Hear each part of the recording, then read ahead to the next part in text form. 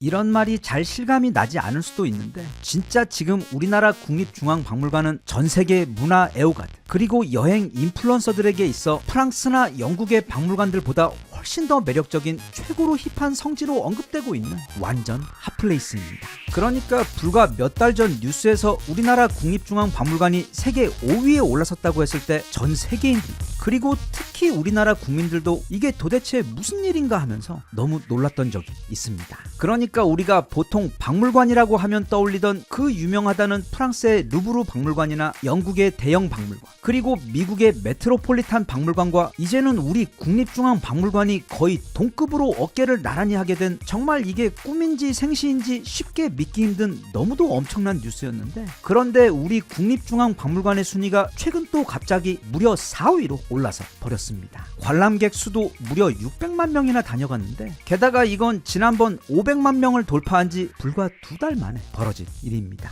즉 지금 우리 국립중앙박물관의 위상이 파죽지세로 엄청나게 올라가고 있는 중으로 어쩌면 내년에는 영국 대형 박물관을 제치고 세계 3위 박물관으로 올라서는 것도 충분히 가능한 기세입니다. 물론 요즘 우리나라 무기들이 이제는 유럽, 중동, 남미 할 것 없이 너무도 큰 인기를 얻고 있어 정말 자랑스럽고 기쁘긴 한데 다른 것도 아닌 우리나라 문화의 영혼과도 같은 국립중앙박물관이 그것도 프랑스나 영국처럼 자기 나라 유물보다 다른 나라에서 허락도 없이 맘대로 가져온 유물들이 더 많아 이건 거의 무슨 박물관이 아니라 작물관 같은 곳들과는 너무도 다르게 세계 어디 내놓아도 너무도 자랑스러운 순수 우리나라 문화재를 모아놓은 우리 국립중앙박물관이 지금 이토록 전 세계인들에게 커다란 인기를 얻고 있다는 것은 단순히 기쁜 것을 넘어 한국인으로서 커다란 자부심을 가져도 되는 정말로 자랑스럽고 감사한 현상입니다. 그런데 최근 국립중앙박물관에서 정말 오래전부터 꼭 해주었으면 하던 특집전을 열어주었습니다.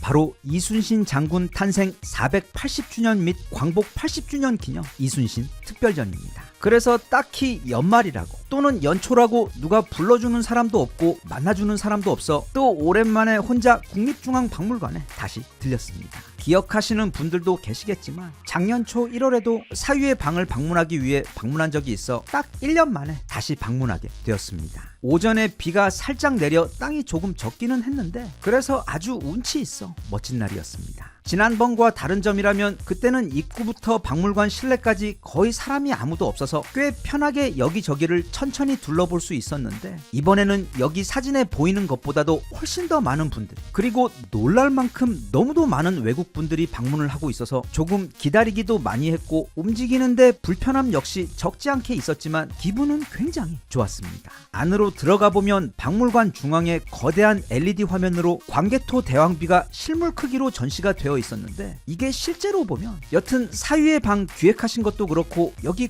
국립중앙박물관 전시물 기획하시는 분들의 센스가 정말 보통이 아니라는 생각이 절로 들 정도로 너무도 멋있습니다. 그리고 박물관 중앙 끝에 보면 거대한 탑이 하나 보이는데 여기에는 커다란 비밀이 하나 숨어 있습니다. 잘 보면 저 탑은 중앙에서 살짝 왼쪽으로 비껴 위치해 있습니다. 그건 착시도 실수도 아니라 저건 2층이나 3층에 올라가서 봐도 조금 이상하다 싶을 정도로 하지만 너무 많이는 아니고 살짝 중앙에서 비껴 있도록 위치하고 있는데 일단 이 탑의 이름은 경천사 10층 석탑입니다. 그리고 이게 나중에 알고 보니 이 거대한 대리석 탑이 지어질 당시에는 중국 원나라의 영향 때문에 완벽하게 고려의 전통 방식으로 만든 것이 아닌 묘하게 원나라의 양식이 가미되어 지어졌는데 바로 그런 이유 때문에 과거 국립중앙박물관 측에서는 이것은 우리나라의 자랑스러운 유물이지만 동시에 100% 완벽하게 우리나라 방식은 아닌 그러니까 살짝 정통 양식에서 비껴 제작된 유물이라는 것을 너무도 센스있게 표현하기 위해 탑의 위치를 박물관 홀의 정중앙이 아닌 아주 살짝 옆으로 비껴난 곳에 위치해 전시해 놓은 것입니다. 네, 우리나라 국립중앙박물관의 센스와 키치가 대략 이 정도입니다. 이제 드디어 오늘의 주인공인 이순신 특별전으로 향합니다. 한쪽 어두운 입구를 통해 들어가면 꼬불꼬불 동선이 이어지며 마치 걸어가며 실제 유물들을 보며 보는 거대한 다큐멘터리 영화처럼 1부부터 4부까지 즉 임진왜란 초기부터 정유재란 마지막과 그 이후까지 아주 짜임새 있게 잘 구성해 놓았는데다 그 각각의 주제에 맞는 굉장히 많은 당시 유물들과 문화재들이 상세한 설명과 함께 전시되어 있어 정말 시간 가는 줄 모르고 관람했습니다. 그리고 입구를 통해 들어간 이후 조금 있으면 이런 어두운 방이 나오는데 이게 바로 당시 전투 중인 판옥선 위 상황을 엄청나게 실감나게 재현해 놓은, 그러니까 의자만 안 움직이고 물만 안 튀겼지 정말 현실감 쩌는 일종의 4DX 영화관 같은 체험방. 저기 서 있으면 막 앞에 있는 왜군 배에서 조총 탄환들이 슉슉 날라와 머리 옆으로 지나가. 또 우리가 수십 발의 화살을 동시에 쏘며 화포를 발사하면 배가 큰 소리와 함께 흔들리는 등 이건 정말 애들은 말할 것도 없고 어른 입장에서도 너무도 인상 깊은 멋진 경험을 해주도록 기가 막히게 잘 구성해 놓았습니다. 이제 다시 계속 길을 따라 그리고 시간을 따라 당시 임진왜란 전란 속으로 더 깊숙이 들어가 보면 그때 우리 군이나 왜군 그리고 당나라군이 사용했던 각종 무기 실물들과 당시 전투를 묘사해 놓은 매우 귀한 그림들도 굉장히 많이 볼 수 있고, 무엇보다 난중일기 친필본은 물론이고 전쟁 중 이순신 장군이 쓰신 장계와 편지들, 그리고 런조가 이순신 장군께 미안하다며 다시 사령관 자리를 맡아 왜군 좀 쫓아내 달라고 사정하는 뻔뻔한 편지까지 모든 게 다 실물로 바로 코앞에서 볼 수가 있습니다. 여기 엉덩이에 뭐가 찔린 것처럼 앉아있는 자가 바로 토요토미 히데요시인데, 바로 그 맞은편에 보면 그런 풍신수길과는 마치 다른 종처럼 보이는 우리가 인터넷에서 익히 보아온 그 이순신 장군님의 거대한 초상화가 걸려 있습니다. 저 공간에서는 저렇게 두 사람이 마주보고 있습니다. 그리고 이게 바로 이순신 장군님의 칼입니다. 실물로는 처음 보는데 그 길이가 무려 197cm가 넘습니다. 참고로 이 두 자루의 장검은 최근 국보로 승격이 된 우리나라 보물입니다. 각각의 칼에는 이순신 장군님이 직접 지은 시구인 삼척 서천 산하 동색과 1위 소탕 혈염 산하라는 문구가 새겨져 있는데, 석자 칼로 하늘에 맹세하니 산하가 떨고 한번 휘둘러 쓸어버리니 피가 산하를 물들인다 라는 뜻입니다. 그리고 그 외에도 이번 전시회에서는 총 369점에 달하는 엄청난 양의 다양한 유물들과 그 중에는 국가 지정 보물만 43점에다 이순신 종가에서 내어주신 유물 34점 등 정말 전시회를 한 바퀴 돌고 나오는 그 짧지 않은 시간 동안 너무도 많은 볼거리와 생각할 거리들, 그리고 마치 늘 SNS 사진으로만 보았던 누군가를 카페에서 마주 앉아 실제로 만나는 것과 같이 임진왜란이라는 우리 선조들이 겪어야 했던 그 지옥과 또 이순신 이라는 사실 그냥 무슨 소설 속 캐릭터 같은 이 지구 최고의 해신에 대해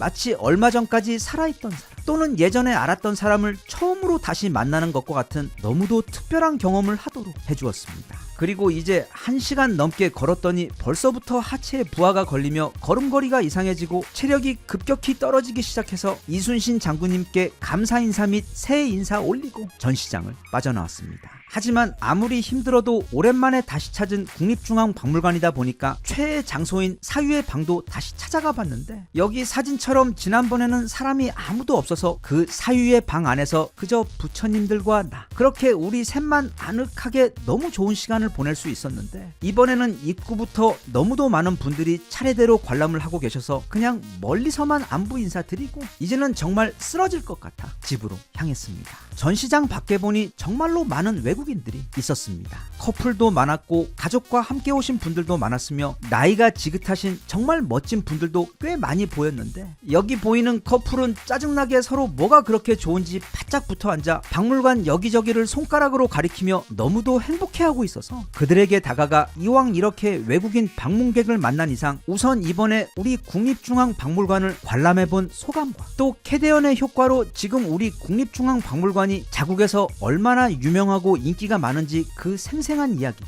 그리고 끝으로 이후 동북아 역사에 있어 그리고 세계 해전사에 있어 우리 이순신 장군님이 남기신 그 영향이 얼마나 큰지에 대해 이 커플들에게 옆에 잠시 양해를 구하고 나란히 앉아 천천히 대화를 나누며 물어보고 싶었지만 당시 다리가 너무 아픈 관계로 한국을 방문해 주어서 너무 고맙다는 인사와 소나트만 남긴 채 서둘러 건물 밖으로 나왔습니다. 밖은 아직도 작은 비가 뿌리듯 조금씩 내리고 있었고 날씨는 포근하며 굉장히 분위기 있고 멋진 날이었습니다. 우리가 영웅을 볼 때 또는 그냥 우리 주변에서 성공한 사람들이나 뭔가 대단한 걸 이뤄낸 사람들을 볼 때 우리는 그들이 얼마나 높은 곳에 올랐는지 또는 얼마나 부자인지 그런 것에는 잘 감동하지 않습니다. 대신 그 사람이 스스로의 힘으로 얼마나 힘든 장애물을 극복하고 이겨내고 그것을 이루어냈는지가 바로 영웅의 척도라고 할 수 있는데 우리 이순신 장군님은 무려 7년 동안이나 그 악귀 같은 왜군들을 상대하며 동시에 그 왜군보다 더 지독하게 자신을 괴롭혔던 당시 조선에서 가장 발이 빨랐다는 런조에 더해 세계 전쟁사를 통틀어 가장 많은 수의 아군을 가장 빠르고 허무하게 몰살시켜버린 전설의 장수 하지메 사토루의 존재에 더해 또 원래부터 가지고 있던 지독한 지병에다 전쟁 중 부모와 자식을 동시에 잃어버리는 슬픔까지 거의 한 인간이 견뎌야 할 모든 고통과 악조건과 슬픔의 완벽한 종합 세트를 다 견뎌내며 그 와중에서도 세계 전쟁사에서도 다시 없을 그냥 엉터리 애들 만화나 삼류 소설에나 나올 법한 완벽한 승리를 그것도 26전 전승을 이뤄낸 마치 신화 같은 인물입니다. 그렇게 세계 어디 내놓아도가 아니라 이 은하계 어디에 내놓아도 너무도 자랑스러운 우리 이순신 장군님에 대해 전 세계인들이 더 많이 접하고 이제는 알 수 있도록 마침 지금 국립중앙박물관으로 향하는 세계인들의 발걸음이 엄청나게 많아지고 있는 바로 이 시점에 이렇게 이순신 장군님 특별전을 기획해 주신 국립중앙박물관의 기획력과 센스가 너무 멋지고 감사합니다.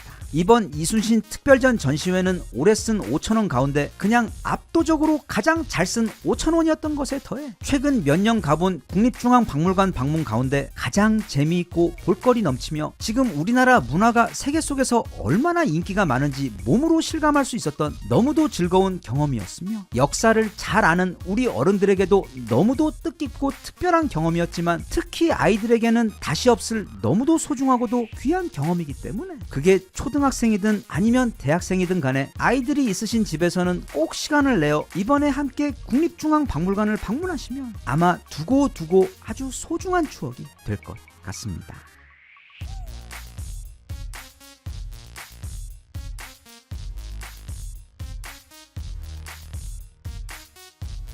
Even if you tried, you wouldn't understand it. Maybe something's missing inside of you. Just a bit of sugar to that horrid bitter. Maybe you taste different. 다들 기억하시겠지만 지난 2022년 11월 30일 세상에 챗 GPT가 처음 출시된 이후부터 지금까지 온 세상이 다 AI 이야기 뿐입니다. 왜냐하면 이 미래 인공지능 경쟁이야말로 우리 인류 그리고 각 국가들의 마지막 전쟁이기 때문입니다. 여기서 밀리면 끝입니다. 그건 마치 과거 구글이 전 세계 인터넷을 장악해버린 이후 지금까지 그리고 아마 앞으로도 이 지구의 인터넷 시장을 독점하게 된 상황 또는 우리나라가 지난 90년대 말부터 이 반도체 시장의 치킨 게임에서 이긴 이후 지금까지 그 덕에 그리고 거의 확실하게 앞으로도 이 지구 시장 가운데 엄청나게 커다란 파이를 손에 쥐고 승승장구하게 될 확률이 매우 높은 것 이상으로 지금 벌어지고 있는 인공지능 경쟁 그러니까 무슨 100조니 1000조니 하는 이상한 숫자의 투자금이 오갈 정도로 또 하나의 역대급 치킨 게임이 되어버린 이 무지막지한 전투에서 최종적으로 이기게 되는 기업과 국가는 앞으로 최소 100년간은 혼자 슈퍼사이클 파도 위에 타면서 그 성공과 성장의 추월차선 위를 달리게 될 예정입니다. 참고로 우리 인류 최초의 조만장자, 즉 재산이 1000조가 넘어버린 일론 머스크의 회사 테슬라의 경우 그 핵심은 전기차가 아니라 바로 그 전기차에 탑재된 인공지능으로 현재 챗 GPT의 오픈 AI든 클로드든 그게 어떤 회사든 간에 아무리 대단한 인공지능을 개발해도 절대 테슬라가 지금까지 축적한 자율주행 인공주행 데이터를 넘어설 수가 없습니다. 고로 아마 앞으로 10년도 안 되어 거의 확실하게 전 세계 자동차 회사들은 모두 다가 자체적으로 자율주행 인공지능을 개발하는 것을 포기하고 마치 모든 국가가 구글을 인터넷 브라우저로 채택했듯 테슬라의 인공지능을 라이센스를 주고 구입해 쓰게 될 것입니다. 그때는 일론 머스크는 조만장자가 아니라 한 국가보다도 많은 부를 가진 개인이 될 것이고 그런 테슬라의 파워는 미국에게도 비대칭적인 힘을 주게 될 것입니다. 지금 그렇게 곧 전 세계 자율주행 시장에서 벌어질 그 독점 상황이 곧 시장은 물론 우리 사회 모든 곳에서 벌어질 것이기 때문에 때문에 지금 챗 GPT와 제미나이 그리고 엔트로픽 등 세계 최전선의 초대형 인공지능 회사들은 그 시장을 선점하기 위해 진짜 역대급 돈잔치 치킨 게임을 벌이고 있는 것입니다.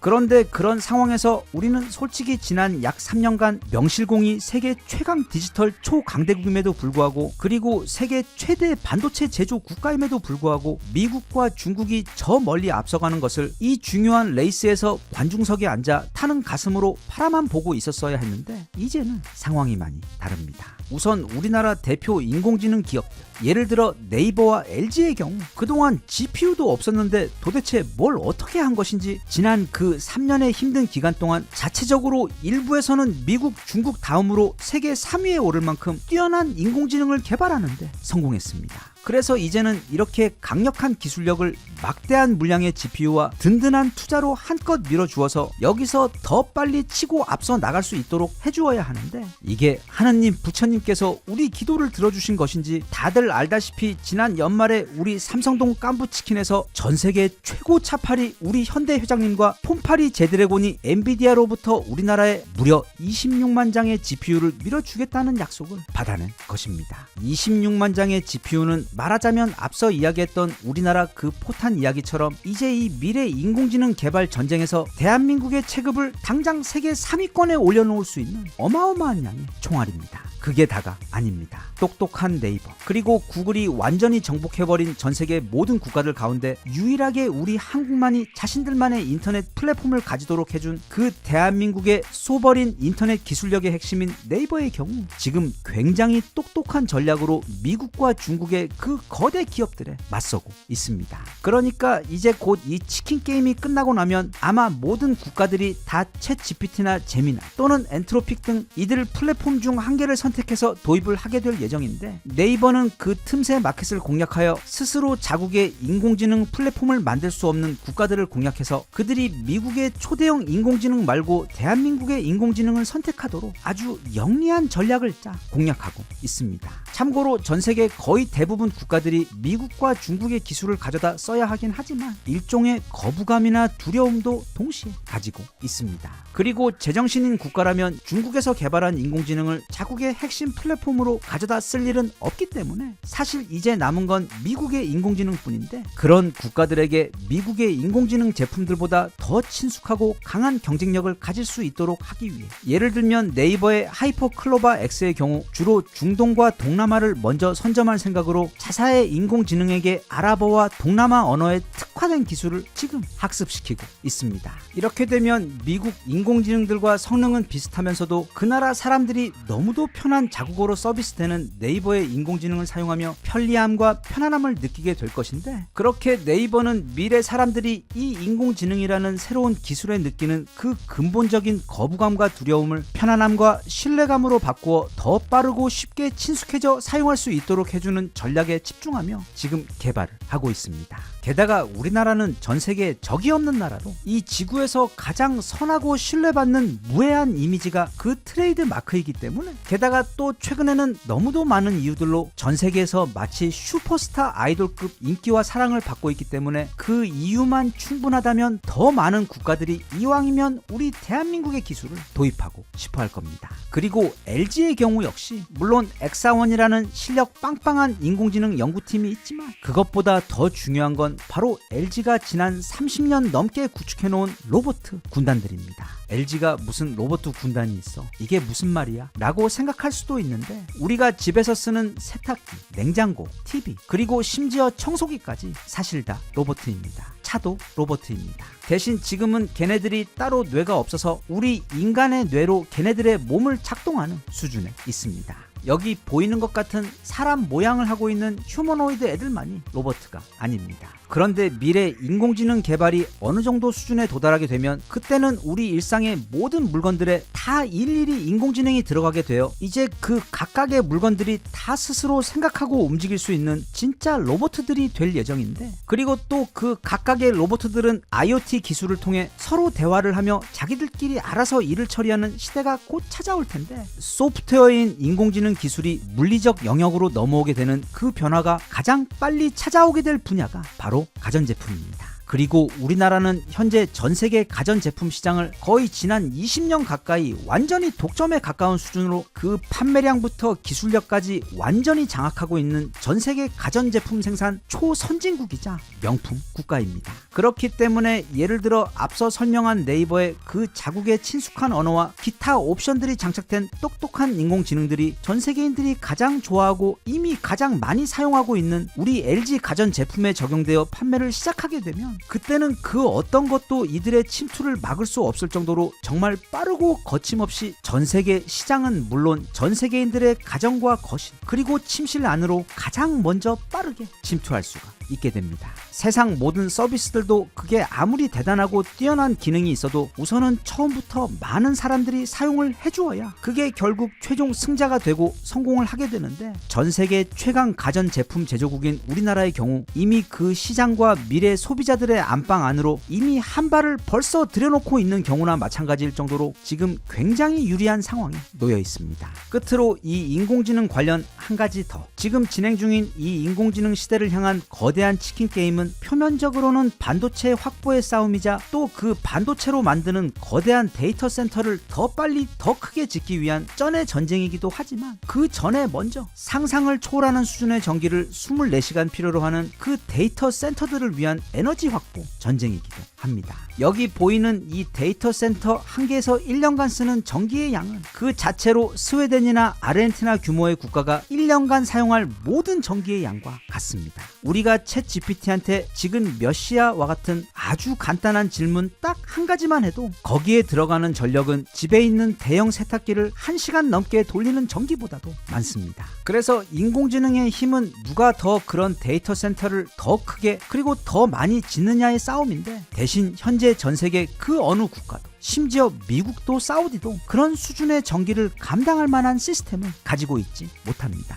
이게 지금 세계 최대 인공지능 기업들이 가지고 있는 가장 큰 고민거리입니다. 그래서 지금 빠르게 그 대안이 되고 있는 것이 바로 원전입니다. 그리고 그 원전 기술에 있어 우리나라는 현재 세계에서 약 5위, 그 기술력만 보면 3위권에 있을 정도로 원전 실력이 압도적으로 뛰어난 국가입니다. 원전이 많은 유럽은 원전 설계도만 그릴 줄 알았지 그걸 실제로 튼튼하고 효율적으로 건설하는 것, 게다가 그걸 더 저렴하고 더 빠르게 건설하는 것에 있어서는 우리나라와 비교해서 대학생과 유치원생의 차이가 날 정도로 그 실력의 차이가 큽니다. 아니 잠깐, 이거 너무 이상한 것 아니냐고. 무슨 말만 하면 막 우리나라가 다 최고인 것처럼 말하는데 우리나라는 나라도 작고 인구도 별로 많지 않은 것에 더해 그 조그만 나라도 반으로 갈라져 있는 데다 불과 70년 전에는 그냥 국가 전체가 거대한 폐허나 다름없는 그런 나라였는데 어째서 지금 우리는 전 세계 반도체 최강대국에다 애플도 이기는 스마트폰도 있고 또 무기도 군사력도 미국, 러시아, 중국과 맞짱 뜰 정도로 최강인데다 전 세계 해저 케이블도 독점하고 있고 또 초대형 전환기도 1등인데다 노래도 1등이고 음식도 1등이고 영화 드라마도 넷플릭스에서 맨날 1등하고 전 세계에서 유일하게 자국 인터넷 플랫폼을 사용하고 있는 나라에다 IQ도 항상 전 세계 최고에다 스포츠까지 미친듯이 잘하는 것에 더해 거기다가 한글 같은 인류 최고의 슈퍼 하이테크 문자까지 가지고 있는 것을 넘어 이제는 하다하다 무슨 원전 기술까지 이렇게 전 세계에서 거의 가장 잘 해내는지 이게 도대체 말이 되느냐고 물어보면 정말 할 말이 없습니다. 나도 혼란스럽습니다. 도대체 어떻게 이렇게 되어버린 것인지. 하지만 그 이유는 그저 어떻게 이순신 장군이 12척의 배로 133척의 왜군을 이길 수 있었고 한산에서 왜군 전함 거의 전부를 박살내는 동안 어떻게 판옥선은 한 대도 다치지 않고 심지어 적군 수천 명이 수장되는 동안 아군 수군은 단 3명만이 다친 것에 그쳤으며 어떻게 그런 기적을 7년 동안 26전 26승이나 연속으로 해냈는지 묻는 그런 질문에 대해 우리 인류에게 허용된 유일한 대답, 즉 이순신이니까 와 같은 대답처럼 여기는 한국이고 우리는 한국인이니까 라는 대답 외에는 달리 할 수 있는 설명이 없습니다. 나도 정말 맨날 말하면서도 너무 이상합니다. 아무튼 우리는 그렇게 원전 기술도 넘사벽인데 이제 차세대 원전 기술은 바로 SMR이라고 불리는 말하자면 초소형 원전 기술입니다. 아이언맨 가슴에 있는 그게 이 SMR의 거의 최종 끝판왕 버전으로 지금은 작은 집 정도 되는 사이즈에 대신 그거 몇 개면 도시 전체를 돌릴 수 있을 정도의 엄청난 파워를 내는 미래 원전 신기술인데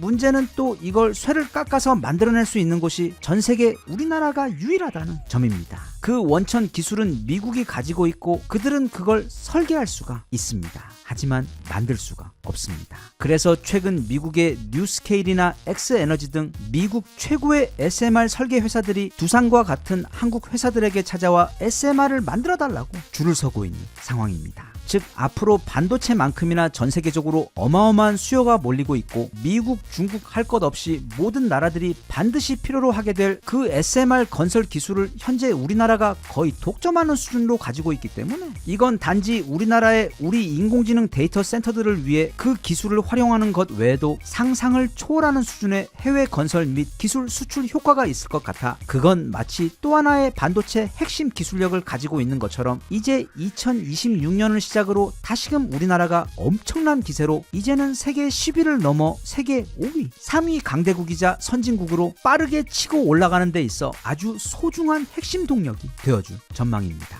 이 모든 게 이렇게 정말 말하면서도 쉽게 믿기지 않는 내용이 너무도 많은데 이 영상에서 소개한 그 어떤 것도 거짓은커녕 거의 대부분 조금의 과장조차 없는 모두가 그냥 다 팩트입니다. 세상에 이런 나라가 또 있습니까? 이런 나라가 어떻게 치명적으로 매력적이고 사랑스럽고 존경스럽지 않겠으며 무엇보다 이런 나라에 태어나 그 DNA를 가지고 국민으로 살아가고 있다는 것 그리고 지난 그 모든 고통의 시간을 모두 함께 이겨내고 오늘날 이런 멋진 나라를 만들어낸 그 당사자들인 우리들이 어찌 자랑스럽고 감사하지 않겠습니까? 2026년은 우리 한국의 해가 될 겁니다.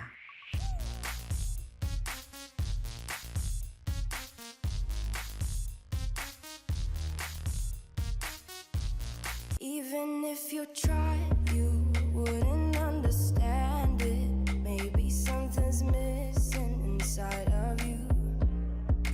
Just a bit of sugar to that horrid bitter. Maybe you taste different. 저는 젊었을 때 얼굴도 못생겼고 몸도 허약했으며 돈도 없어서 여자들에게도 인기가 없었습니다. 하지만 이후 오랜 세월 정말 열심히 노력하며 살아오다 보니까 이제는 더 이상 젊지도 않습니다. 하지만 그런 안타까운 제 인생과는 반대로 지금 우리나라는 대략 30년 전 젊었을 때에 비해 이제는 아무도 몰라볼 수준으로 거의 꿈같은 거대한 성장을 이뤄낸 것을 넘어서 말하자면 모든 면에서 전 세계 슈퍼스타가 되어버렸으며 무엇보다 바로 올해 2026년부터 그동안 쌓아온 그 피땀 어린 모든 노력과 성공들이 폭발적인 시너지 효과를 발휘하며 전 세계 군사력과 경제 그리고 미래 AI 경쟁을 포함 모든 분야에서 그 대단했던 작년과도 아예 비교가 되지 않을 정도의 역대급 폭풍 성장을 이루어낼 절호의 기회. 말하자면 우리나라 국가 성장의 초슈퍼 사이클의 입구에 이제 막 들어선 상황입니다. 우선 첫 번째로 반도체 이야기부터 해보겠습니다. 다들 이 짤 기억하실 겁니다.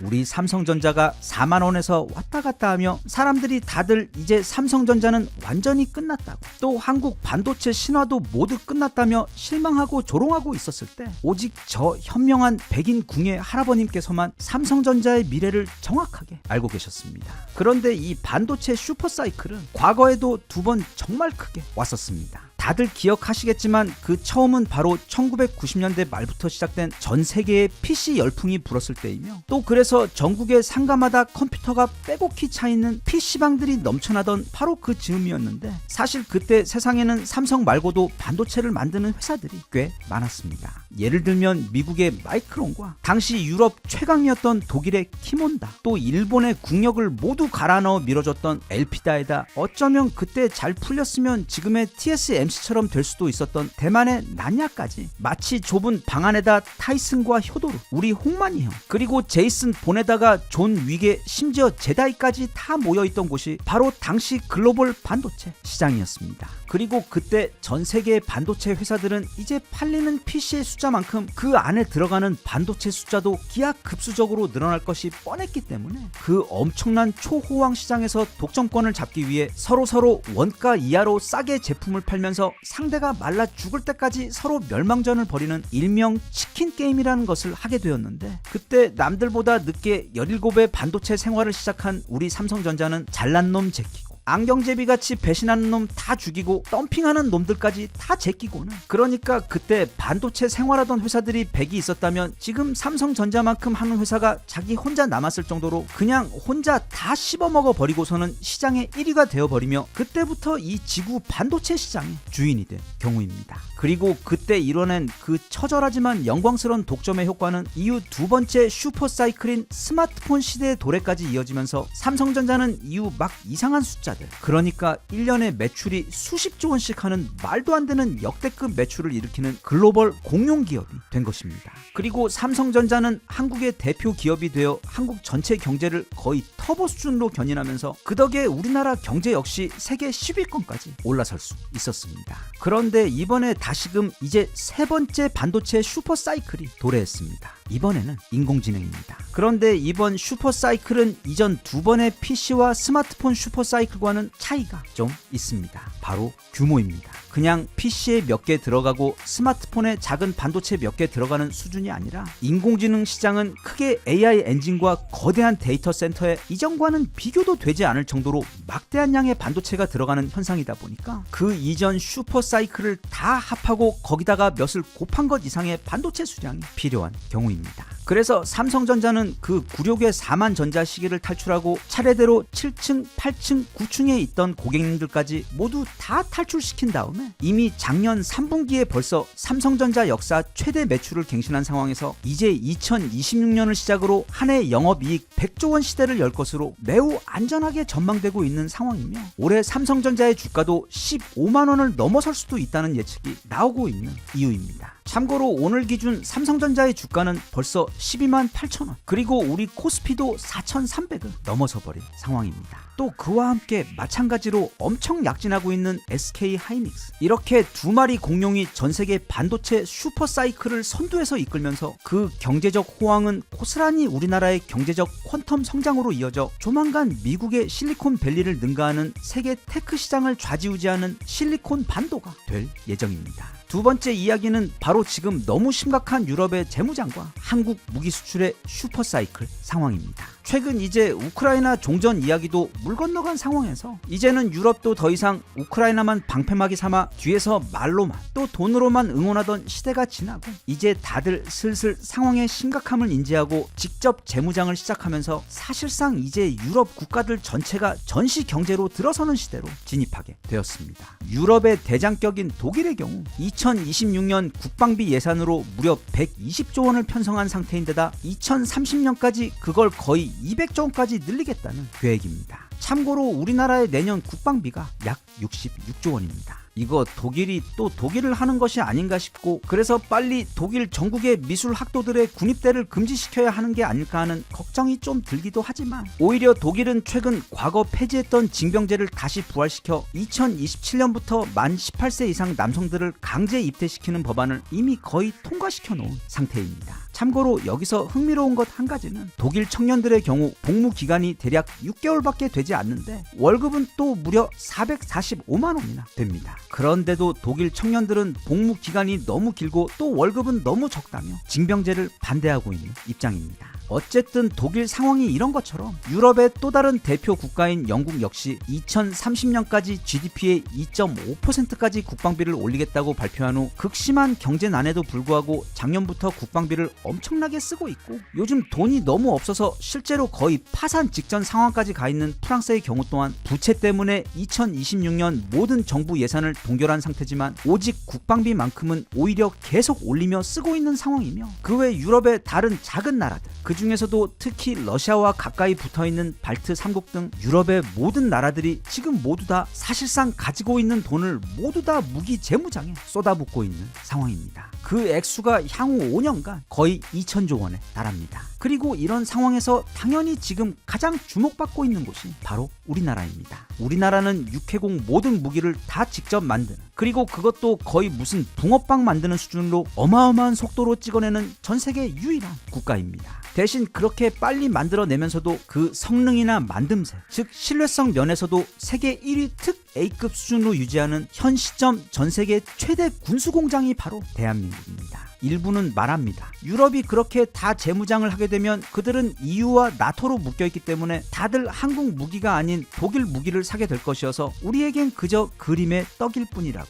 택도 없는 소리입니다. 독일은 지금 자기들 군대가 주문한 무기들도 만들어 납기하는 데에도 최소 몇 년을 보고 있어 자기들 발등에도 불이 떨어진 상황입니다. 그렇기 때문에 아무리 돈을 많이 준다고 해도 자기들 쓸 것을 다른 나라들에게 먼저 줄 리도 만무하고, 또 설령 일부 판매가 이루어진다고 해도 그 첫 납기가 시작되는 때는 먼 훗날 이미 나라가 전쟁터 잿더미가 된 이유가 될 확률이 매우 높기 때문에 이런 사실을 너무도 잘 아는 유럽의 국가들은 결국 미국 아니면 한국 무기로 시선을 돌릴 수밖에 없는데, 미국 역시 현재 생산력과 속도가 독일과 크게 다르지 않기 때문에 앞서 본 삼성전자의 슈퍼사이클 독점 상황처럼 결국에는 그 대부분의 수요가 우리나라에게로 몰릴 수밖에 없는 상황이며, 그 방산 슈퍼사이클이 본격적으로 시작되는 해가 바로 올해 2026년입니다. 한국 무기는 이제 예전처럼 미국이나 독일 무기 대신 일단 급한 대로 구입하는 대안이 아닙니다. 글로벌 방산 시장에서 현재 우리 한국 무기들의 위상은 이제는 세계 최강 미국과 독일 무기들과 우열을 겨루고 있는 최상위 메이저급 브랜드가 된 것을 넘어, 거기다가 주문과 동시에 이미 5분 전에 출발한 빠른 납기와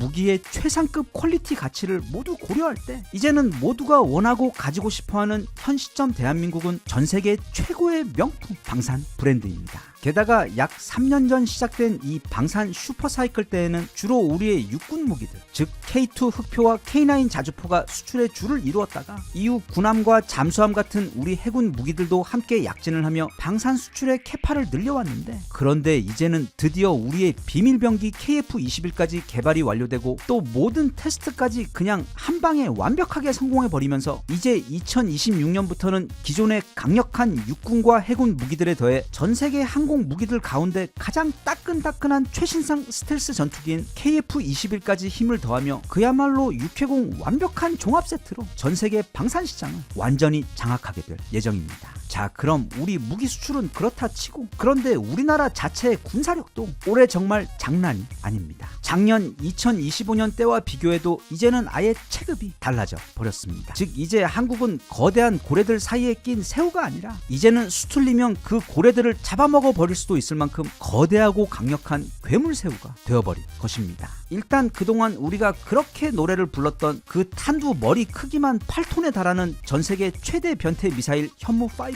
철근 강화 콘크리트 벽도 무려 수직으로 100m나 뚫고 들어가 그 안에서 폭발해 모든 걸 파괴시켜버리는 이 현무5 미사일은 우리끼리 하도 이야기를 많이 해서 그렇지 그게 실제로 실전 배치가 된 것은 바로 작년 말입니다. 즉 이제 2026년부터는 드디어 이 현무5가 우리 군 전력에 공식적으로 합류를 하게 된 것입니다. 현무5가 왜 무서운 무기냐 하면, 일단 이 미사일은 미국 포함 전 세계 그 누구도 만든 적이 없는 매우 상식 밖 과한 수준의 파괴력을 가진 재래식 미사일입니다. 이쯤 되면 대신 다른 나라들은 핵미사일을 가지고 있지 않냐 하는 지적이 나오곤 하는데, 이 현무5는 핵미사일보다 더 무섭습니다. 왜냐하면 핵은 사용할 수가 없는 무기이기 때문입니다. 그건 이 지구에서 절대 사용해서는 안 되는 불법 무기입니다. 그거 한번 사용했다가는 그 나라는 전 세계 모든 국가들에게 다구리를 당해 완전히 멸망하게 됩니다. 그런 상황에서 이 현무5는 핵은 아니면서 가장 핵에 가까운 무기로, 말하자면 가까스로 합법인 한계치 무기입니다. 예를 들어 북한에게는 핵이 있고 맨날 그거 가지고 우리 협박하고 그러고는 있지만, 우리도 알고 또 걔네들도 너무 잘 압니다. 그 핵 절대 못 쏩니다. 하지만 우리 현무5는 쏠 수가 있습니다. 그리고 특히 땅굴 밑에 숨어있는 적 지휘부를 찾아가 박살내는 데 특화된 무기가 바로 우리 현무5입니다. 그렇기 때문에 핵 가진 북한 말고도 중국이나 일본 또는 그 어떤 나라든 간에 이제 2026년 현무5가 실전 배치가 된 이상 우리는 핵 보유국 이상의 실질적인 파괴력을 가지게 되었는데, 거기다가 최근에 우리는 이제 그 꿈에서도 가지고 싶어 매일 밤 잠자리에 들기 전 기도를 올렸던 핵잠도 가지게 되었습니다. 우리나라는 이미 전 세계 딱 6개국만 가지고 있다는 무려 바닷속 잠수함에서 미사일을 발사하는 SLBM 잠수함, 그것도 전 세계에서 가장 크기가 큰 디젤 엔진 잠수함까지 직접 만들고 운영하고 있는 중인데, 이제는 거기다가 무려 핵잠수함까지 가지게 된 것입니다. 진짜 이제는 우리 거의 끝까지 온 겁니다. 그리고 지난번 영상에서도 소개하며 혼자 엄청 좋아했듯 작년 말 드디어 우리 KF-21이 모든 테스트를 성공적으로, 그것도 단 한 번의 실패도 없이 한 방에 모든 테스트를 완벽하게 통과해 버리면서 이제 2026년부터는 드디어 우리도 공식적으로 세계 최상급 스텔스 전투기를 만드는 국가가 되었습니다. 그래서 드디어 우리나라는 육해공 모든 무기를 다 생산하는 나라. 그러니까 우리 육군 무기들 수준이야 말하면 입만 아픈 수준이지만 사실 사람들이 잘 몰라서 그렇지 잠수함과 이지스함 등 우리 해군 무기들 역시 전 세계 시장에서는 거의 최상급의 특 A급 무기들로 부러움을 한데 받는 엄청난 명품 무기들인데, 여기다가 이제는 전 세계 최고 베스트셀러인 FA-50 소형 전투기와 함께 미국의 F-35와 견주어도 사실 어떤 부분은 F-35가 앞서기도 하지만 다른 많은 부분에서는 우리 KF-21이 월등히 뛰어날 정도로 정말 역대급의 엄청난 최신형 스텔스 전투기까지 갖추게 되어 이제는 정말 공격과 방어에 있어 빈틈이 없는 괴물 군사 강국이 완성되어 버린 것입니다. 게다가 우리나라에는 지금까지도 그리고 앞으로도 가장 필요한 글로벌 표준 규격인 155mm와 105mm 포탄이 각각 350만 발과 300만 발씩 해서 무려 650만 발이나 있습니다. 이것도 3년 전 추정치로 현재는 대략 750만 발 가까이 쟁겨두고 있는 것으로 알려져 있는데, 이 750만 발이라는 게 감이 잘 안 오시는 분들도 계실 텐데, 참고로 우크라이나 전쟁 시작될 즈음 전 세계에서 우리 다음으로 이 포탄을 많이 생산하던 미국의 연간 생산량이 바로 연 15,000발이었습니다. 그걸 최대치까지 정말 급하게 올린 것이 현재 연 40만 발을 생산하고 있고, 얼마 전까지 총 보유량이 채 100만 발도 되지 않았습니다. 전 세계 넘사벽 군사 최강대국인 미국이 이 정도입니다. 한편 유럽의 경우는 그것보다 더 적었다가 우크라이나 전쟁 진행되는 것 보고는 깜짝 놀라서 지금 미친듯이 생산시설을 늘려 현재 유럽연합 전체 다 합해서 최대 연 50만 발 생산이 가능합니다. 그리고 현재 유럽 전체 보유량은 채 100만 발도 안 되는 것으로 알려져 있는데, 그런데 아시아에 있는 이 작은 나라인 대한민국에는 도대체 그걸로 뭘 하려는 것인지 포탄을 750만 발이나 쟁겨두고 있는 것입니다. 그런데 여기서 더 무서운 건 이 미친 사람들의 계획에 따르면 그 모든 포탄들은 전쟁이 터지고 나서 딱 일주일 안에 사용할 숫자라는 것입니다. 참고로 이번 우크라이나 전쟁에서 지난 2022년 2월에 시작되어 2025년 12월까지 약 4년 동안 양측에 의해 사용된 총 포탄의 숫자가 대략 400만 발입니다. 그런데 이 이상한 한국이라는 나라는 그 숫자의 거의 2배가 되는 포탄의 수를 단 일주일 만에 적에게 모두 쏟아붓겠다는 것을 전쟁 발발 시 기본 교전 원칙으로 가지고 있는 것입니다. 확실히 미쳤습니다. 이 사람들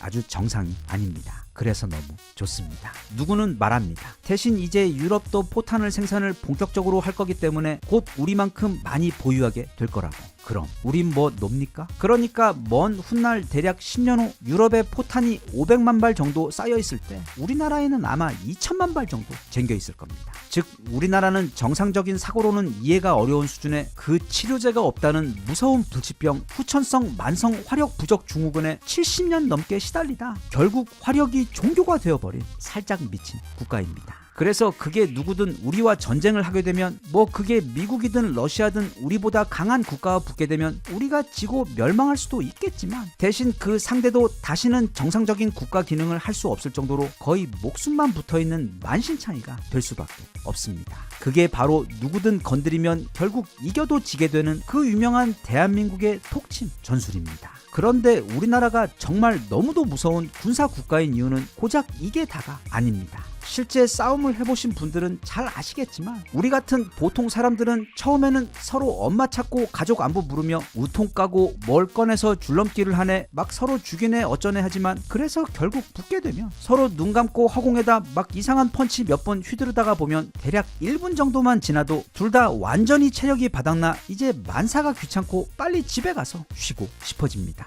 전쟁도 마찬가지입니다. 진짜 전쟁은 결국 보급 전쟁이고 이걸 더 기본적으로 바라보면 결국 전쟁 지속 능력이 승패를 가릅니다. 우리나라는 경제력도 세계 10위권이라 돈도 엄청 많은데다 무엇보다 그 전쟁에 사용되는 모든 무기들을 전부 다 이 땅에서 우리 기술로 그것도 엄청난 속도와 양으로 생산해내는 그냥 나라 전체가 거대한 군수 공장일 정도로 무기 생산력이 넘사벽인 나라입니다. 즉 누구든 우리와 붙게 되면 앞서 본 그 750만 발의 포탄 소나기에다 현무5를 비롯한 어마어마한 양의 최첨단 미사일들이 밤낮 없이 내려 꽂는 바람에 이미 상대의 체력과 영혼이 탈출해버린 상황에서 이후 전 세계에서 가장 강력하고 거대한 대한민국 기갑 군대가 마치 철로 된 용암이 밀려오듯 거침없이 끝도 없이 밀려오는 데다 동시에 바다와 하늘에서도 잠수함과 전투기로 이거 분명 한 명하고 싸우는 건데 한 20명한테 지금 다구리를 당하고 있는 것 같은 착각이 들 정도로 엄청나게 깊은 고통의 지옥 속으로 떨어지게 되고, 설령 어찌어찌 그 선발대들을 파괴한다고 해도 앞서도 말했듯 뒤후방에서는 미친 생산력으로 끝도 없이 새로운 무기들을 생산해 계속해서 밀어 넣을 것이기 때문에 전 세계에서 우리 대한민국의 전쟁 지속 능력 또는 그 전투 체력을 감당할 수 있는 나라는 사실 거의 없습니다. 이제 대한민국은 절대로 죽일 수가 없는 나라이고, 설령 기적적으로 죽인다 해도 그땐 이미 자기도 우리와 사이좋게 손잡고 저승길 가야 하는 길동무 상태가 되어 있는 그런 나라입니다. 이제 다음은 이런 반도체와 방산 슈퍼사이클 이상으로 올해가 기대된, 즉 지난 6개월 동안 정말 전 세계도 깜짝 놀랄 만큼 미친 능력을 보여주고 있는 현재 우리나라의 인공지능 경쟁력 능력에 대한 이야기와 앞으로 12개월간 보게 될 엄청난 발전의 전망 상황을 살펴보겠습니다.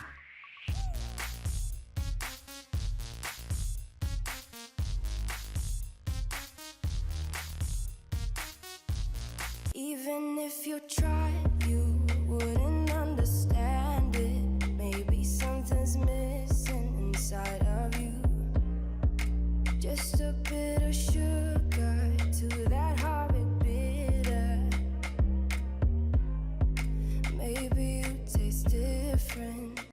이게 요즘 다른 뉴스들에 묻혀서 그렇지 최근 필리핀의 한국 무기 쇼핑이 아주 어마어마합니다. 이대로 가다간 아마 조만간 이제 필리핀이 제2의 폴란드가 되고 또 매우 높은 확률로 우리 KF-21의 최초 수입국이 될 예정입니다. 이 무기에 있어서는 지금 필리핀은 한국에게 있어 동남아 최고 친구입니다. 일단 예나 지금이나 절대 완전히 사라지지 않고 전 세계인들을 괴롭히고 있는 알라의 전사들인 이슬람 무장 세력은 중동에만 있는 게 아닙니다. 필리핀에도 엄청나게 많고, 그래서 필리핀에는 ASG라는 이슬람 무장 반군과 또 지금이 어느 때인데 필리핀에 공산주의를 세우려고 하는 NPA라는 공산 반군이 존재하며, 그들이 중동의 IS 반군들처럼 여기저기에서 폭탄도 터뜨리고 정부도 공격하면서 엄청나게 문제를 일으켰는데, 이게 필리핀이 가지고 있던 기존 무기들로는 이들과 싸우는 게 너무도 버거웠습니다. 필리핀에 있던 전투기들은 거의 다가 60년대 도입했던 아주 느리고 굼뜬 골동품 전투기들에다가 또 나라 자체가 무려 7,000개의 섬으로 이루어져 있는데도 군함들 역시 너무 노후되고 성능이 뒤처져서 그걸 일일이 다 수색하며 찾아보기도 힘들어 필리핀 정부는 고민이 많았습니다. 그때 정말로 상을 줘야 하는 어떤 필리핀 관료가 한국 무기들을 도입하는 것에 대해 제안을 했고, 그래서 필리핀 정부는 그 첫바따로 마치 하늘의 포르쉐처럼 엄청나고 작고 날쌔고 또 강력한 전투기인 우리 FA-50을 12대 도입을 하게 됩니다. 참고로 그건 우리나라 FA-50 전투기가 최초로 수출된 사례입니다. 그래서 이게 우리나라에서도 최초로 해외에 수출한 사례이기도 하고, 또 그때까지 실전 경험이라는 게 한 번도 없었기 때문에 우리도 그 실전 능력에 대해 무척 궁금하던 차였는데, 마침 필리핀에 우리 FA-50 전투기들이 도착하던 시점에 필리핀에서는 마라위 지역에서 반군과 엄청난 전투가 벌어졌고, 이때 아직 비닐도 벗기지 않은 우리 FA-50 전투기들은 당시 상황이 너무도 급했기 때문에 일단 가장 중요한 블랙박스와 유리막 코팅, 그리고 앞유리 유막 제거와 발수 코팅만 급하게 한 상태로 곧바로 전투에 참가합니다.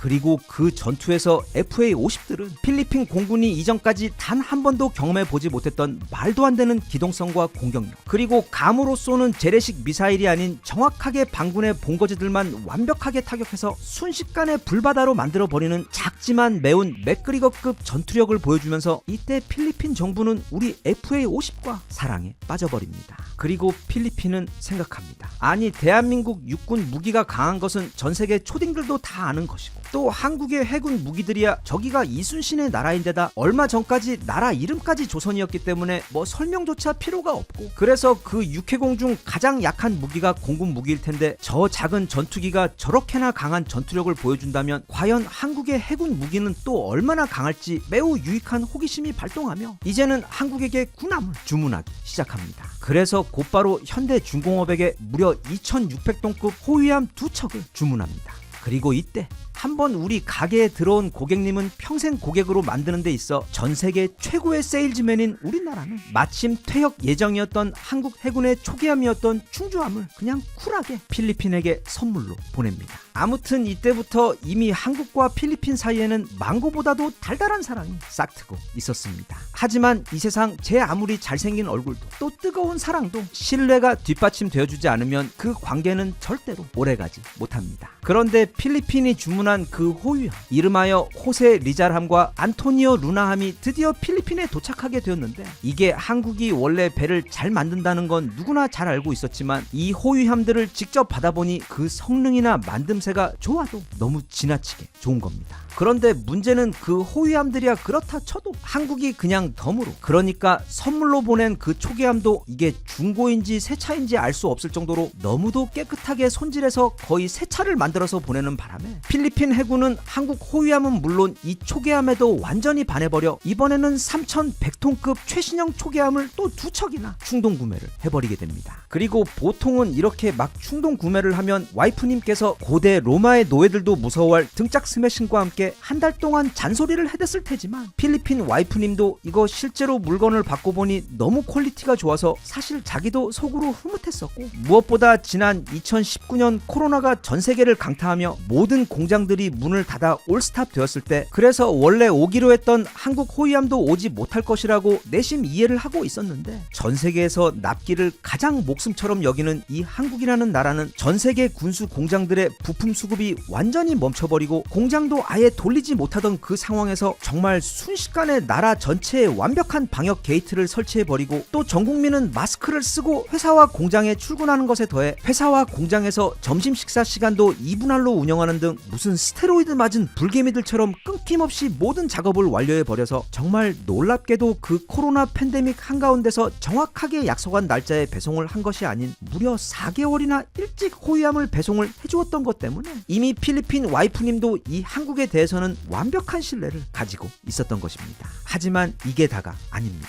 우리 귀염둥이 현대중공업 호위함 배송팀은 그 어렵게 만든, 그러나 4개월이나 일찍 완성해버린 그 호위함을 필리핀으로 운전해 가면서 그 안에다가 당시에는 전 세계에서 금보다 훨씬 더 귀했다는 마스크 수만 장과 손소독제, 그리고 진단키트 등 그때는 전 세계에서 유일하게 우리나라에서만 구할 수 있었던 그 소중한 물건들을 잔뜩 싣고가 쿨하게 오다가 주웠다며 함께 선물로 해주어서 이미 와이프님이 더 한국에게 반해있던 상황이었습니다. 상황이 이렇다 보니 이제 용기를 얻은 필리핀 정부는 그 초계함 충동 구매 바로 직후에 또 현대중공업에 전화를 해 이번에는 2,400톤급 원해 경비함을 무려 6척이나 주문을 해버립니다. 그러자 옆에서 필리핀이 쇼핑하는 걸 유심히 살펴보고 있던 말레이시아도 평소 경쟁 관계였던 필리핀에게 질 수 없어 자기들도 필리핀이 했던 걸 똑같이 따라하려고 재작년에 FA50을 18대나 주문했고, 지금은 필리핀처럼 한국 호위함을 주문하려고 준비 중에 있습니다. 하지만 우리 필리핀은 이미 멀찌감치 앞서가 버립니다. 바로 이번 달에 필리핀은 현대중공업으로부터 3,200톤급 호위함을 추가로 2척 또 수입을 한 것입니다. 참고로 보통 다른 나라들의 호위함들의 크기는 대략 1,500톤급 전후, 커봐야 2,000톤급인데 우리나라는 힘을 숨긴 작은 남자처럼 나라 국토는 작지만 우리가 만드는 군함이나 잠수함들은 또 엄청나게 크게 만드는 성향이 있습니다. 그래서 우리 해군이 운용 중인 호위함들의 크기들도 보면, 예를 들면 8척이나 운용 중인 대구급 호위함이 약 3,600톤급이고 그 위 충남급 호위함이 약 4,300톤급일 정도로 그 사이즈부터 전투력까지 거의 소팔메토급 파워를 자랑합니다. 그래서 그런 한국에서 만든 대물 호위함을 전달받은 필리핀은 지금 그런 거대한 호위함만 무려 4척이나 운영하게 되어 동남아 주변 해역에서 이제는 사실 중국 외에는 아무도 함부로 덤빌 수 없는 진짜 압도적인 해상 전투력을 갖추게 된 것입니다. 하지만 한번 시작된 필리핀의 한국 무기 쇼핑, 그리고 바지를 사게 되면 거기에 어울리는 셔츠와 구두를 찾게 되고, 또 나중에는 결국 속옷까지 모두 한국 것으로 깔맞춤하게 된다는 그 한국 무기 쇼핑의 무서운 블랙홀에 빠져버린 필리핀은 최근 드디어 그 중독의 마지막 단계까지 도달을 해버렸습니다. 바로 우리 KF-21을 주문하기 위해 지금 필리핀 정부 내에서는 법안을 수정하고 있는 중이기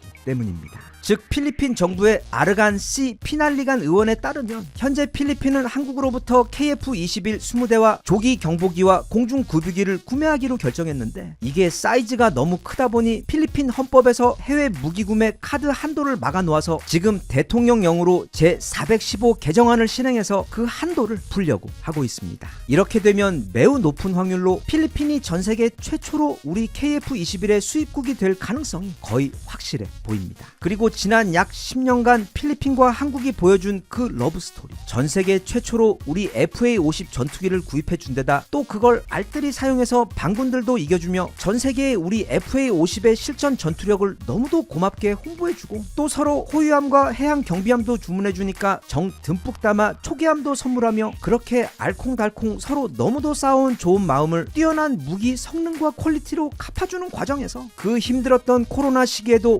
목숨처럼 납기를 지켜낸 것에 더해 세상에서 제일 귀한 서비스 선물까지 잔뜩 실어다가 선물해주며 호기심으로 시작된 만남이 사랑으로 그리고 다시 다이아몬드 같은 신뢰로 굳어지며 이제 필리핀은 전 세계 최초의 KF-21 수입국이 되어 지난번 FA-50 전투기 때처럼 다시 한번 우리 한국 신무기의 최초 어얼리 어댑터이자 최고의 홍보 국가가 되어주고자 하고 있습니다. 우리를 믿어준 필리핀도 정말 고맙지만 육해공 할 것 없이 너무도 똑부러지는 무기를 만들어내는 그리고 주문부터 배송까지 언제나 그 퀄리티와 납기를 목숨처럼 지켜내며 늘 상대에게 최고의 신뢰를 주는 우리나라가 너무도 멋있습니다. 이제 2026년 새해가 되고 나면 얼마 지나지 않아 우리 KF-21이 드디어 수출을 시작했다는 뉴스들이 올라오기 시작할 것이고 또 머지않아 그동안 눈치만 보고 있던 유럽과 중동 그리고 아시아의 수많은 국가들로부터 우리 KF-21을 수입하고 싶다는 러브콜이 엄청나게 쏟아지며 그러다 어느 시점 갑자기 거의 오픈런 수준으로 우리 KF-21의 주문이 폭발적으로 몰리는 모습을 우리 모두 조만간 보게 될 것 같습니다. 이제는 15년 전 그 순진한 나에게 사기쳤던 그 통통배 선장님도 또 나를 정글에 혼자 두고 도망친 그 가이드도 모두 용서할 수 있을 것 같고 앞으로는 몸에 좋은 필리핀 바나나도 더 열심히 먹으려고 합니다.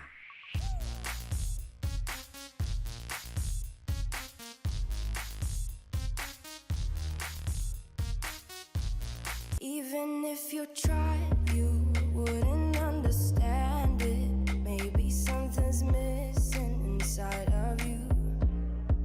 Just a bit of sugar to that horrid bitter.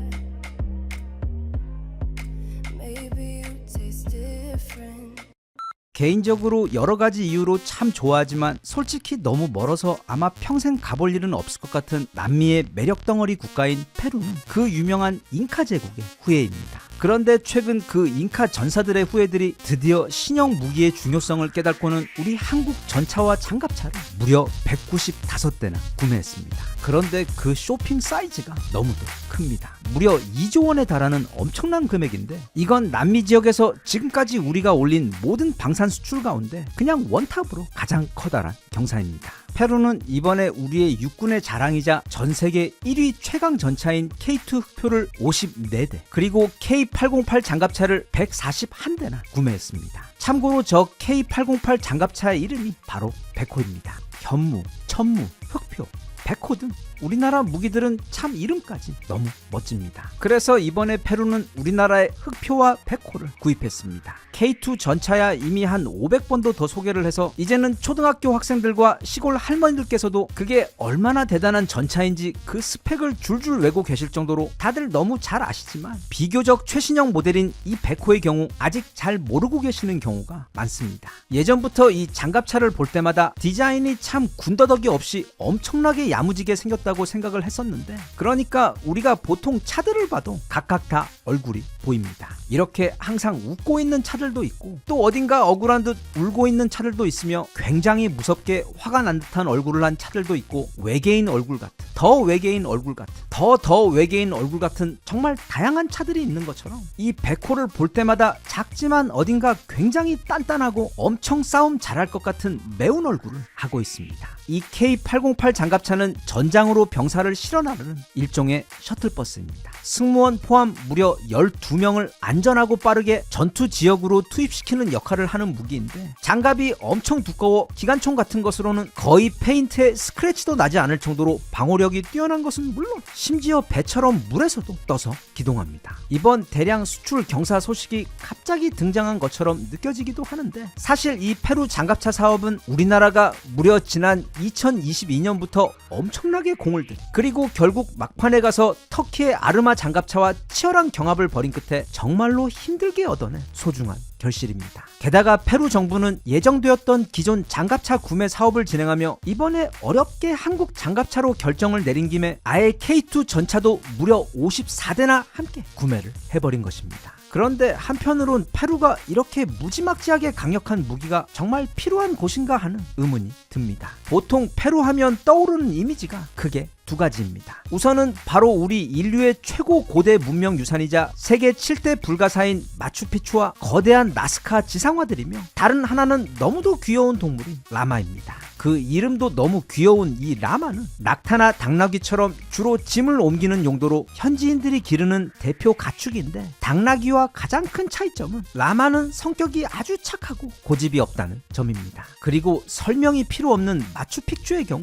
일단 그 이름의 뜻이 바로 오래된 봉우리인 것처럼 현대 고고학자들은 이게 15세기 정도 만들어졌다고 마치 피라미드가 2000년 전 만든 것이며 노예들을 이용해 불과 25년 만에 만들어낸 거대한 무덤이라는 결론처럼 이 마추픽추에 대해서도 그냥 자기들끼리 결론을 내렸지만 실제로는 최소 2000년 또는 멀게는 4000년 전에 만들어졌을 것이라는 주장 역시 강하게 남아있는 미스테리 유적입니다. 그리고 거기에 더해 이 마추픽추에 있는 석조 건물들은 더 미스테리한데 여기 사진에 보이는 것처럼 매우 독특한 형태 마치 돌로 된 따뜻한 마시멜로 조각들을 쌓아놓은 것처럼 굉장히 신기한 모습을 하고 있는데 여기서 중요한 건 저 거대한 돌덩어리들 그것도 딱딱 직각이나 원형으로 만들어져 쌓은 것도 아닌 굉장히 복잡하고 특이하게 쌓여 있는데도 그 돌들 사이로 면도날조차 들어갈 수 없을 정도로 너무도 완벽하게 밀착이 되어 있다는 부분입니다. 그렇기 때문에 이 마추픽추가 아주 오래된 유적이며 심지어 외계인들이 만들었다는 믿음들이 있는 것인데 왜냐하면 고고학자들이 주장하는 15세기에도 물론이고 그 2000년 또는 4000년 전 우리 인류는 철로 만든 도구도 없었는데다 한 덩어리가 최대 50톤 100톤씩 하는 저런 무지막지한 바위들을 옮길 방법도 또 저렇게 정교하게 다듬어서 면도날도 들어가지 않을 정도로 조각조각 끼워 맞출 기술도 당연히 없었기 때문입니다.